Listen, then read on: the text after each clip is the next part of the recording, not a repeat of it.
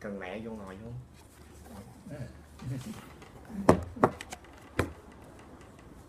Give me liberty or give me death. This line spoken by Patrick Henry shows the ardent feelings of the colonies during the Revolutionary War. As somebody who has taken several AP classes, I want to give you, the audience, an accurate depiction of the Revolutionary War, an event that established our nation that we live in today. I'll be informing you about the war that led to the creation of the United States, the Revolutionary War, about how it started, what happened during the war, and what happened after. The Revolutionary War did not start due to one issue, but rather many. The seeds of the war were planted during the French and Indian War, a war that was between the colonies and Britain versus the French and their Indian allies. It's due to the Indian allies that sided with the French that led to extraordinarily negative view of the Indians during the Revolutionary War. Because they sat the losing side, the French, and because they were against the colonists depicted them as inhuman savages that did not have any intelligence at all. It's also because of that and the Royal Declaration of 1763, in which the colonies were forbidden from passing the Appalachian Mountains. And the colonies believed that it was due to the British pandering towards the savage Indians. It was also due to the French and Indian War, in which the Britain incurred a large debt. It's due to this large debt that we began taxing the colonies. An example of this would be the Tax Act of 1765, Stamp Act, which imposed the tax upon any paper, including legal documents.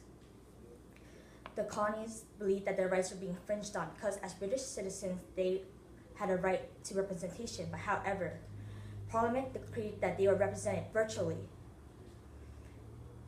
There are two main events that happened before the Revolutionary War: the Boston Massacre as well as the Boston Tea Party. The Boston Tea Party occurred when British citizens dumped British tea into the harbor. However, because nobody was punished, Britain decided to blockade Boston Harbor, which was the livelihood of many Boston citizens. This also led to the Intolerable Acts, in which Britain decreed that Massachusetts was no longer allowed to self-govern, in a letter to government Robertson in a book by Jones, the members of government were required to be loyal. It's most essential to the King's service and public welfare that the loyalty of the members of the council and every person employed in the executive part of the government be firm and pure. The Boston Massacre occurred when British troops fired into a crowd of Boston citizens and killed many of them. It's due to these events that they dissolved the relationship between the colonies as well as Britain. The Revolutionary War officially began on April 19, 1775. The Battle of Saratoga was the main battle of the war.